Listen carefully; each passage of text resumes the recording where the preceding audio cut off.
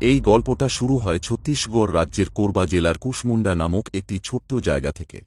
এখানকার এক শান্তশিষ্ট মহল্লায় পরিবারের সঙ্গে থাকতেন সালমা সুলতানা নামের এক তরুণী। সময়টা ছিল 2018 সালের 21শে অক্টোবর। সেই দিন সকালে সালমা কিছু দরকারি কাজে বাড়ি থেকে বের হয়েছিল।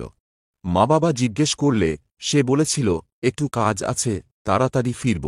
সালমা তখন কোরবা জেলার এক স্থানীয় নিউজ চ্যানেলে সংবাদ পাঠিকা হিসেবে কাজ করত। মাঝে মাঝে তাকে ফিল্ড রিপোর্টিংয়েও যেতে হতো, তাই সে প্রায় বাইরে থাকত। সেদিন সালমা নিজের স্কুটিতে করে কুশমুন্ডা থেকে কোরবা শহরের উদ্দেশ্যে রওনা হয়। এরপর 21 অক্টোবর কেটে যায়। পরের দিন 22 তারিখেও তার কোনো খোঁজ মেলে না। তখন তার পরিবার ভাবে, ফোন করে দেখে নেওয়া যাক মেয়ে ঠিকঠাক আছে কিনা। কিন্তু ফোন করা হলে দেখা যায় সেটি বন্ধ। বাবা মা ভাবে হয়তো কোনো গুরুত্বপূর্ণ কাজে ব্যস্ত, চার্জ দেওয়া ভুলে গেছে বা সময়ের তাড়াহুড়োয় ফোন বন্ধ থাকায় খেয়াল করেনি। সালমা যেহেতু একটা ছোট শহর থেকে উঠে এসেছিল আর এখন টেলিভিশনে খবর পড়ে, তাই ধীরে ধীরে সে তার এলাকায় বেশ পরিচিত মুখ হয়ে উঠেছিল। অনেকে এসে তার সঙ্গে ছবি তুলত, কথা বলত। দেখতে সুন্দর ছিল বলে অনেকেই বলত, তোমার তো সিনেমায় যাওয়া উচিত, মুম্বাই ট্রাই করো। সালমাও মাঝে মাঝে ভাবত, হয়তো একদিন সিনেমার জগতেও পা রাখতে পারি। তবে তার আসল মনোযোগ ছিল সাংবাদিকতা নিয়ে, সেখানেই সাফল্য পেতে চাইত। কিন্তু সমস্যা শুরু হয় তখন, যখন সালমা আর ফেরে না, কোনো যোগাযোগও করে না।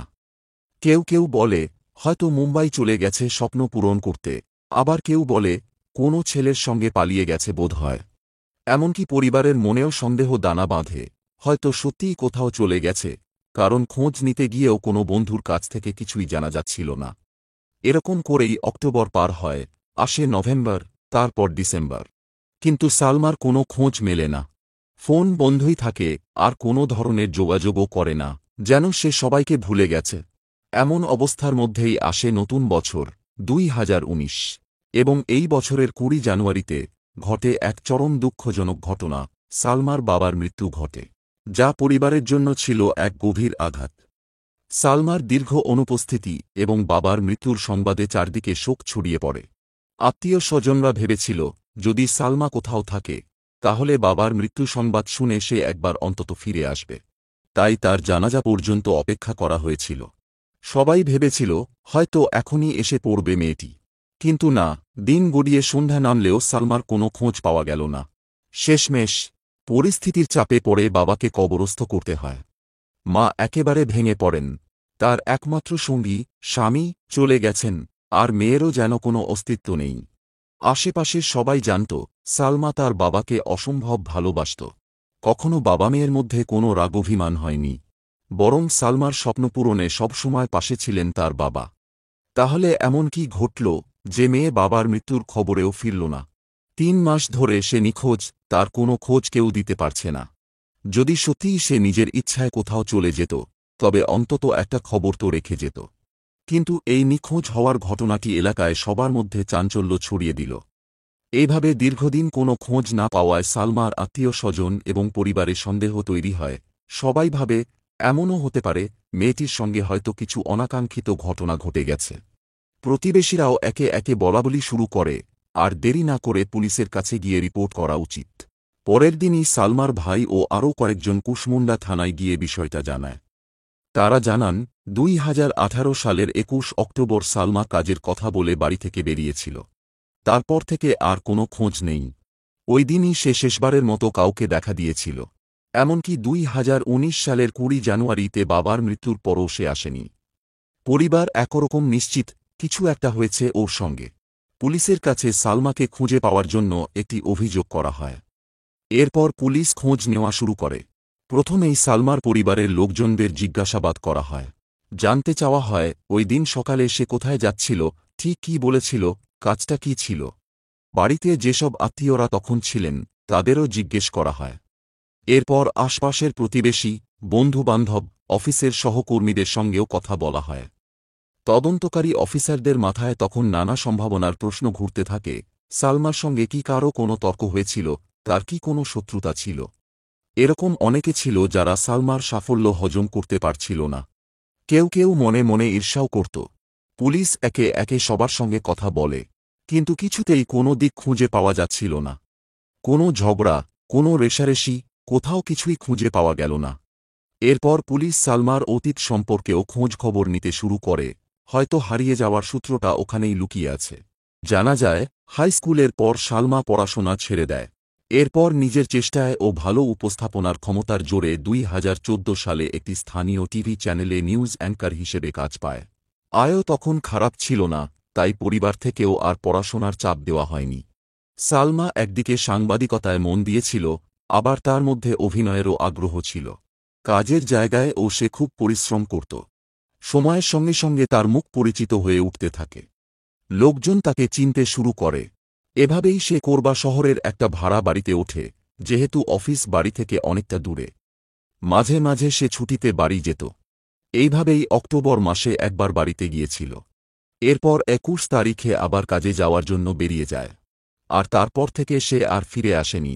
প্রায় 9 মাস কেটে যায়, অথচ কোনো খবর নেই। পুলিশও তখন বিভিন্ন দিক থেকে খোঁজ নিচ্ছে। এর মধ্যেই নানা গুজব ভেসে বেড়াতে থাকে। কেউ বলে সে হয়তো সিনেমায় কাজ করতে মুম্বাই চলে গেছে। আবার কেউ কেউ বলতে থাকে তার ছেলেদের সঙ্গে বন্ধুত্ব ছিল, কারও সঙ্গে সম্পর্ক হয়ে থাকতে পারে, হয়তো তার সঙ্গেই চলে গেছে। অনেকে তো আবার বলে এখন নিশ্চয়ই সে নিজের নতুন জীবনে ব্যস্ত। এর কিছুদিন পর পুলিশ জানতে পারে যে রেলওয়ে স্টেশনের পাশে অনেকদিন ধরে একটি পরিত্যক্ত স্কুটি দাঁড়িয়ে আছে। খবর পেয়ে পুলিশ সেখানে যায় এবং স্কুটিটি জব্দ করে। পরে যাচাই করে দেখা যায় সেটি সালমা সুলতানার নামে রেজিস্টার করা। পরিবারকেও গাড়িটি দেখানো হয় এবং তারাও চিনে ফেলে এটাই সালমার স্কুটি। তখন অনেকেই ভাবেন হয়তো সালমা স্টেশন পর্যন্ত গিয়েছিল, স্কুটি পার্ক করে কোনো ট্রেনে উঠেছিল এবং সেখান থেকেই কোথাও চলে গেছে।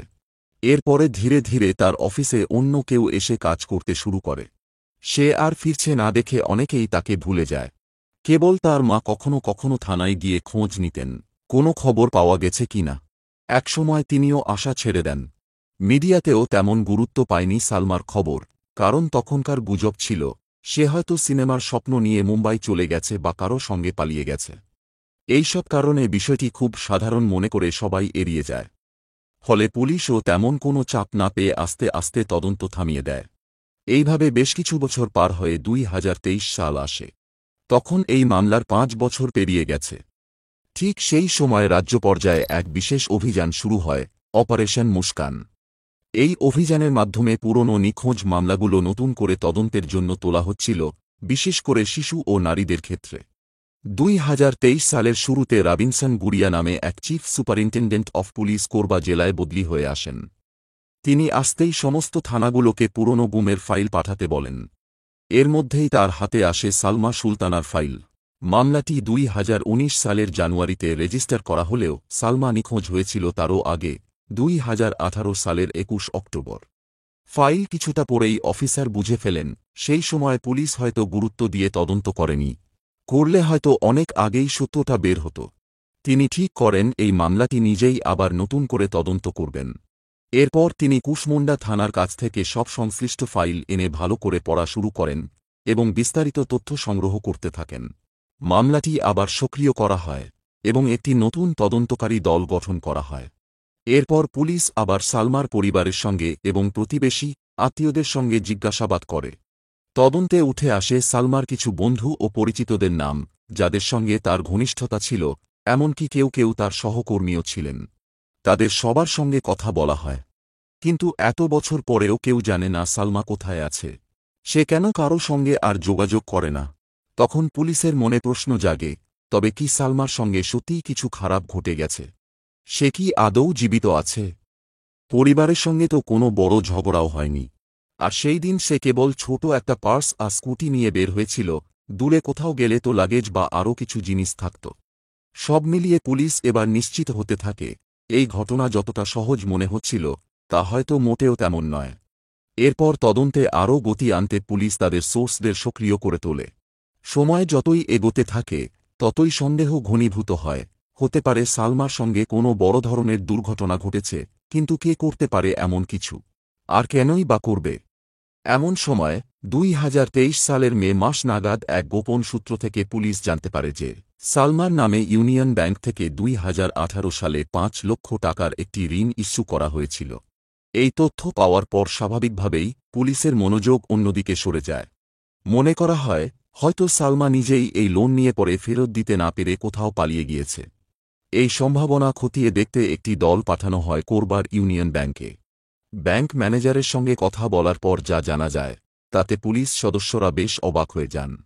তারা জানতে পারে এই লোনের ইএমআই এখনও প্রতি মাসে ঠিকঠাক জমা হচ্ছে, কোনো রকম বিলম্ব ছাড়াই। এমনকি পুলিশ যেদিন ব্যাংকে যায়, সেই মাসের কিস্তিও ইতিমধ্যেই জমা হয়ে গিয়েছে। এবার রহস্য আরও ঘনীভূত হয়। যদি সালমা হারিয়ে যায়, তাহলে কিস্তি জমা করছে কে? পুলিশ এই তথ্য নিয়ে সিএসপি অফিসারকে জানালে তিনিও বিস্মিত হন। এরপর সালমার পরিবারকে এই লোন সম্পর্কে জিজ্ঞাসা করা হলে তারা জানায় যে তাদের এ সম্পর্কে কোনো ধারণাই ছিল না। তখন প্রশ্ন ওঠে, তাহলে এই কিস্তিগুলো আসছে কোথা থেকে? পুলিশ আবারও ব্যাংকে গিয়ে বিস্তারিত খোঁজ নেয়। দেখা যায় ওই কিস্তির টাকা জমা হচ্ছে গঙ্গাশ্রী জিম নামের একটি জায়গা থেকে। এবার পুলিশ সেই জিমে যায় এবং সেখানে কর্মরত স্টাফদের থেকে জানতে চায় এই জিমের মালিক কে। স্টাফরা জানায় মালিকের নাম মধুর সাহু এবং তিনি এই জিমের ট্রেনারও। তবে তখন তিনি জিমে উপস্থিত ছিলেন না। পুলিশ জানিয়ে যায় মধুর সাহুকে যেন কুশমুন্ডা থানায় পাঠিয়ে দেওয়া হয়। তার সঙ্গে কিছু গুরুত্বপূর্ণ কথা বলা দরকার। পরদিনও যখন মধুর সাহু থানায় হাজির হন না, তখন পুলিশ আবার জিমে যায়। এবার তারা জানতে পারে মধুর সাহু সেই দিন থেকে আর জিমে আসেননি, ফোনেও তাকে পাওয়া যাচ্ছে না। অর্থাৎ পুলিশ খোঁজ নিতে শুরু করতেই তিনি নিখোঁজ হয়ে যায়। এখন তদন্তকারীদের সন্দেহ আরও গভীর হয়। হয়তো সালমার এই নিখোঁজ হওয়ার ঘটনার পেছনে মধুর সাহুর হাতই রয়েছে। পুলিশ এরপর মধুর সাহু ও সালমা সুলতানার গত 5 বছরের কল রেকর্ড বের করে। দেখা যায় এই দুজন একসময় ঘণ্টার পর ঘণ্টা একে অপরের সঙ্গে ফোনে কথা বলতেন। পাশাপাশি সালমার মোবাইলের শেষ লোকেশন পাওয়া যায় কোরবা শহরের সারদা বিহার নামে একটি জায়গায়। এই জায়গার সঙ্গে সালমার কি সম্পর্ক ছিল, সেটা কেবল সালমা অথবা মধুর সাহুর কাছ থেকেই জানতে পারা সম্ভব।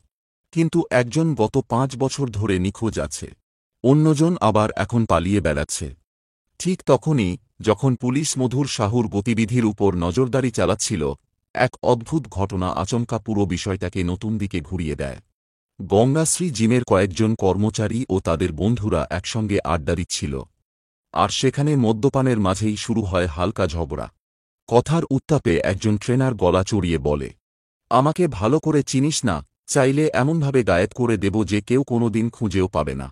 চারপাশটা এক মুহূর্তে ঠান্ডা হয়ে যায়, সবার মুখে যেন জল পড়ে যায়, কিন্তু এখানেই থামে না সে। একটু চুপ করে থেকে সে আরও ভয়ানক কথা বলে ফেলে, আমি আর মধুর সাহু একসঙ্গে মিলে সালমাকে এমন এক জায়গায় পাঠিয়েছি যেখান থেকে কেউ কোনোদিন ফিরতে পারে না, এবং আজও কেউ তাকে খুঁজে পায়নি। দরকার হলে তোকে সেখানে পাঠাতেও সময় লাগবে না। এই কথাগুলো যেন আগুনে ঘি ঢেলে দেয়। এতদিন যেটা শুধু অনুমান ছিল, এখন সেটা আর গুজব মনে হচ্ছিল না। পুলিশের চোখে মুখে তখনই স্পষ্ট হয়ে ওঠে এই গল্পের ভিতরে লুকিয়ে আছে ভয়ঙ্কর কিছু সত্যি। মধুর সাহুর বিজনেস পার্টনার ওই কথাগুলো শুনে একেবারে অবাক হয়ে যায়। সবাই তখন চুপচাপ নিজ নিজ বাড়ির দিকে ফিরে যায়। কিন্তু এরপর থেকেই ওই পার্টনার হয়ে ওঠে মধুরের এক গোপন রাজের সাক্ষী। যদিও তাদের মধ্যে আগে থেকেই টাকা পয়সা নিয়ে কিছু ঝামেলা চলছিল, তাই এই রাজ জানার পর তার মধ্যে প্রতিশোধের আগুন জেগে ওঠে। আর সে সুযোগ হাতছাড়া করতে চায়নি। সে আগেও সালমার নিখোঁজ হওয়ার কথা শুনেছিল, তাই এবার সরাসরি পুলিশে গিয়ে সবকিছু জানিয়ে দেয়। এই তথ্য পাওয়ার সঙ্গে সঙ্গেই পুলিশ নতুন করে সক্রিয় হয়ে ওঠে। তারা ঠিক করে প্রথমেই মধুর সাহুকে খুঁজে বের করতে হবে। তবে যে যুবক এই তথ্য দিয়েছে তার ওপর পুলিশ কড়া নজর রাখে, কারণ যদি তারা এখনই সরাসরি তাকে থানায় নিয়ে যায়, তাহলে হয়তো মধুর সাহু আর বাকি জড়িতরা পালিয়ে যেতে পারে। তাই পুরো তদন্ত খুব নিঃশব্দে চলতে থাকে। কেউ বুঝতেই পারে না সালমা সুলতানার পুরনো কেস আবার খুলে ফেলা হয়েছে। যতজনকে জিজ্ঞাসাবাদ করা হচ্ছিল সবাই ভেবেছিল এ কেবল সাধারণ রুটিন তদন্ত। এরপর 30 মে 2023-এর মধ্যে পুলিশ জানতে পারে সালমা আর জীবিত নেই। 2 থেকে আড়াই মাস কেটে যাওয়ার পর পুলিশের এক সোর্স খবর দেয় মধুর সাহুকে কোরবা জেলাতেই কোথাও দেখা গেছে। সঙ্গে সঙ্গে পুলিশ অ্যাকশন নেয় এবং 13 থেকে 14 আগস্টের মধ্যে তাকে ধরে ফেলে। যদিও এর আগেও মধুরকে সালমার বন্ধু হিসেবে জিজ্ঞাসাবাদ করা হয়েছিল, কিন্তু সে তখন কিছুই গুরুত্বপূর্ণ তথ্য দেয়নি। পুলিশ যখন সালমার শেষ লোকেশন বের করে, তারা দেখে সেটি ছিল কোরবারই একটি জায়গা, সারদা বিহার। কাকতালীয়ভাবে মধুর সাহুর ফোন লোকেশনও ঠিক একই জায়গায় ধরা পড়ে। এবার পুলিশ আরও এক পদক্ষেপ এগিয়ে যায়। তারা মধুরের জিমে কাজ করা কৌশল শ্রীবাস নামের আরেকজন ট্রেনারকেও থানায় নিয়ে আসে। দুজনকে আলাদা কক্ষে বসিয়ে শুরু হয় জেরা। এই সময়ের মধ্যে পুলিশ ইতিমধ্যেই বেশ কিছু প্রমাণ হাতে পায়। আর কিছুটা কৌশলী চাপ দেওয়ার পর অবশেষে তারা স্বীকার করে, হ্যাঁ, সালমা আর নেই, এবং এই ঘটনার পেছনে তাদেরই হাত আছে। এরপর তারা যা জানায় তা শুনে সবাই স্তব্ধ হয়ে যায়। এই পুরো গল্পের সূত্রপাত 2016 সাল থেকে। সালমা তখন সাংবাদিকতার জগতে নিজের জায়গা করে নিচ্ছিল। ক্যামেরার সামনে বারবার আসতে হতো বলে সে চেহারায় ফিটনেস রাখতে চেয়েছিল। তাই সে শহরের একটি জিমে ভর্তি হয়, নাম গঙ্গাশ্রী জিম। আর এই জিমের মালিক ছিল মধুর সাহু, যিনি নিজেই ট্রেনার হিসেবে কাজ করতেন। বলা হয়ে থাকে, বহু নারীর সঙ্গে তার সম্পর্ক ছিল, কেউ কেউ বলতো সংখ্যাটা 100রও বেশি। সে নিজের গড়ন আর টাকার জোরে মেয়েদের ইমপ্রেস করত, সম্পর্ক করত। তারপর এক সময় তাদের ছেড়ে দিত। এবং এই একই প্যাটার্নের ফাঁদে পড়ে যায় সালমাও। সে দেখতে সুন্দর ছিল, সে জিমে ট্রেনিং নিতে নিতে মধুরের প্রতি আকৃষ্ট হয়ে পড়ে এবং প্রেমে পড়ে যায়। আর একসময় একসঙ্গে সারদা বিহারের একটি ফ্ল্যাটে থাকতে শুরু করে। ওই বাড়িতে একটি গৃহকর্মীও কাজ করত। সালমা তখন দারুণ খুশি ছিল, সে ভাবত জীবনে একজন সঙ্গী পেয়ে গেছে। সে মধুরকে বিয়ে করতে চেয়েছিল, তার সঙ্গেই সংসার গড়ার স্বপ্ন দেখত। কিন্তু মধুর তো কখনো কারো সঙ্গে এত দূর ভাবেনি। সে তো এতদিন কারো সঙ্গে বিয়ের কথাই ভাবেনি। তাই হঠাৎ সালমার মুখে বিয়ের প্রস্তাব শুনে সে থমকে যায়। সালমা বারবার বিয়ের কথা তুললে মধুর সোজাসাপটা উত্তর না দিয়ে প্রসঙ্গ ঘুরিয়ে দিত। ধীরে ধীরে সে সালমার থেকে দূরত্ব তৈরি করতে শুরু করে। কিন্তু সালমা ছিল পুরোপুরি প্রেমে ডুবে, তাই এই সম্পর্ককে সে ভীষণ সিরিয়াসলি নিয়েছিল। এরপর কিছু সময় যেতে না যেতেই মধুর আর সালমার মধ্যে শুরু হয় নিয়মিত ঝগড়া। এর পেছনে কারণ ছিল অবিশ্বাস্য। একদিন হঠাৎ সালমার হাতে মধুর সাহুর মোবাইল চলে আসে। কৌতূহলবশত সে ফোনটা চেক করে, আর যা দেখে তা দেখে তার মাথায় আকাশ ভেঙে পড়ে। কারণ ফোনে একের পর এক মেয়েদের নাম্বার ছিল, বেশিরভাগই সেই জিমে আসা মেয়েরা যাদের সঙ্গে মধুর আগেও সম্পর্ক করেছে। সালমা তখন মধুর চরিত্র নিয়ে প্রশ্ন তোলে। আর মধুর উল্টে গলা তুলে বলে, তুমি নিজেও তো ছেলেদের সঙ্গে কথা বলো, বন্ধুত্ব করো, তোমারও নিশ্চয়ই অনেক ছেলের সঙ্গে সম্পর্ক আছে। আসলে মধুর ছিল এমন একজন যে ছোট ছোট বিষয়েও সন্দেহ করে বসত। এমনকি সালমা তার কাজের সূত্রে কারো সঙ্গে কথা বললেও সে সেটা মেনে নিতে পারত না। সালমা তখন ভাবত মধুর তাকে ভালোবাসে বলেই এতটা পজেসিভ, কিন্তু বাস্তব ছিল অন্যরকম। মধুর ইচ্ছে ছিল সালমা এমন ফ্রাস্ট্রেশনে পড়ে যাক যাতে নিজেই সম্পর্ক থেকে সরে আসে। এই সন্দেহ আর অপমানে তাদের সম্পর্ক ধীরে ধীরে ভেঙে যায়। প্রতিদিন দুজনেই একে অপরের চরিত্র নিয়ে অভিযোগ তুলতে শুরু করে। এদিকে মধুরের মনেও ভয় ঢুকে পড়ে। সেভাবে সালমা তো এখন একজন পরিচিত সংবাদ পাঠিকা। যদি কখনো রেগে গিয়ে সব কথা মিডিয়ায় ফাঁস করে দেয় তাহলে বড় বিপদ হবে। পুলিশের কাছেও অভিযোগ করতে পারে। কারণ এখন তো সালমা তার অন্ধকার অতীত জেনে ফেলেছে। তাই তার মনে হতে থাকে এই মেয়েটাকে সরিয়ে ফেলাই ভালো। তখন ছিল 2018 সালের অক্টোবর মাস। সালমা তখন কিছুদিনের জন্য নিজের বাড়ি গিয়েছিল। ঠিক 21 তারিখে মধুর সাহু সালমাকে ফোন করে ডাকে। তাই সালমা সেদিন নিজের স্কুটিতে করে ফ্ল্যাটে আসে। কিন্তু তখন ফ্ল্যাটে মধুর একা ছিল না, সঙ্গে ছিল তার জিমের এক সহকর্মী কৌশল শ্রীবাস। সালমা এসেই দেখে মধুর আবার ব্রেকআপের প্রসঙ্গ তুলছে। এ নিয়ে তাদের মধ্যে আবার তীব্র ঝগড়া শুরু হয়। কথা কাটাকাটি এমন পর্যায়ে পৌঁছায় যে মধুর বুঝে যায় সালমা সহজে মানবে না। তখনই মধুর আর কৌশল মিলে তার ওড়নাটা টেনে নেয় এবং হঠাৎই সালমার গলায় দিয়ে দেয়। সালমা কিছুক্ষণ প্রাণপণে লড়াই করে, কিন্তু দুই শক্তপোক্ত যুবকের সঙ্গে সে আর কতক্ষণই বা পেরে উঠবে। অল্প সময়ের মধ্যেই তার নিঃশ্বাস বন্ধ হয়ে যায় এবং নিথর হয়ে পড়ে সালমার দেহ। এরপর দেহ লোপাটের জন্য মধুর ফোন করে তার এক ঘনিষ্ঠ বন্ধু অতুল শর্মাকে। সাথে পুরো ঘটনা খুলে বলে। এরপর অতুল সঙ্গে সঙ্গেই গাড়ি নিয়ে চলে আসে সেখানে। তারা মিলে সালমার মরদেহটা একখানা বিছানার চাদরে মুড়ে গাড়ির ডিকিতে ভরে ফেলে। তিনজন, মধুর, কৌশল আর অতুল, মিলে শহরের এক নির্জন এলাকায় যায় এবং সেখানে একটি গভীর গর্ত খুঁড়ে সালমার দেহটা মাটি চাপা দিয়ে দেয়। আর যেই স্কুটিতে করে সালমা সেদিন এসেছিল সেটিকে ফেলে রাখা হয় কাছাকাছি একটি রেলওয়ে স্টেশনের পাশে। তার ফোন ও অন্যান্য জিনিসপত্র নষ্ট করে দেওয়া হয় যেন কোনো প্রমাণ না থাকে। মধুর সাহুকে গ্রেপ্তারের পর পুলিশ জানতে পারে সালমা সুলতানার দেহ কোথায় পুঁতে রাখা হয়েছে। তবে তারা বারবার জায়গা বদলে পুলিশকে বিভ্রান্ত করার চেষ্টা করে। কখনো বলে এখানে, কখনো বলে ওখানে। ফলে পুলিশও নিশ্চিত হতে পারছিল না।